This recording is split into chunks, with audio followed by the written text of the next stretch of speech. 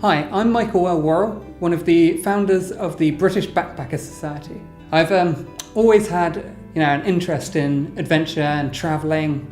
I'm a huge sci-fi and fantasy nerd, so as a kid and even today, Lord of the Rings, big influence on my life. And that sense of exploring a world that's magical and unknown really captivated me as a child. But growing up, began to realise that there's a whole world out there that is actually just as magical, and it's within your grasp.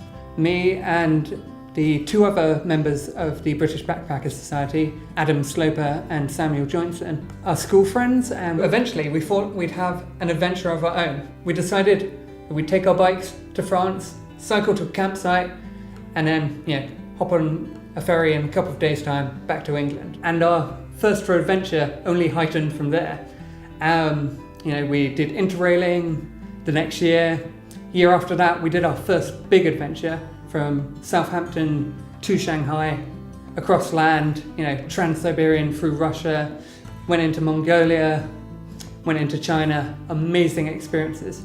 And the thing that always struck us about traveling any country was the people.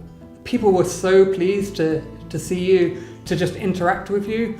Everyone was, friendly. The Trans-Siberian or any, Russian sleeper train is a great example of this. That you're sort of in this carriage with a bunch of other people, sometimes for several days, and you're just, even though you don't speak the same language, you end up sharing these great stories, or just sharing, some food, sharing a game, just having a bit of a laugh, really. And that's basically the impetus of why we, probably one evening in a pub, decided to form the British Backpacker Society. The British Backpacker Society aims to promote the idea that a connected world is a better world.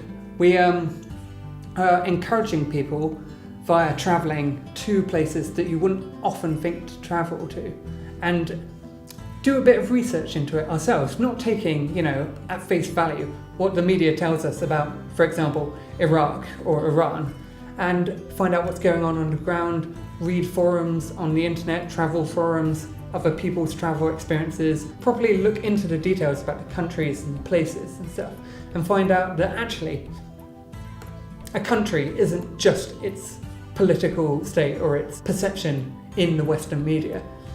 So we'd go to these places and we'd meet the people, eat the food, share just great experiences. And we found wherever we were, whether we were in a small village in Uzbekistan in Central Asia, whether you're in a large and beautiful city in Iran like Esfahan, that people were fascinated to see you there, really happy to see you there, and just up for a good time. And so we found that the best way to spread this message to the wider world is through social media. On Facebook, we have recently passed the 10,000 likes mark, and our following on Instagram is growing. Through sharing on social media our experiences and pictures of our times in countries that you wouldn't, normally think, let's go on holiday there, like Somaliland, like Iraq.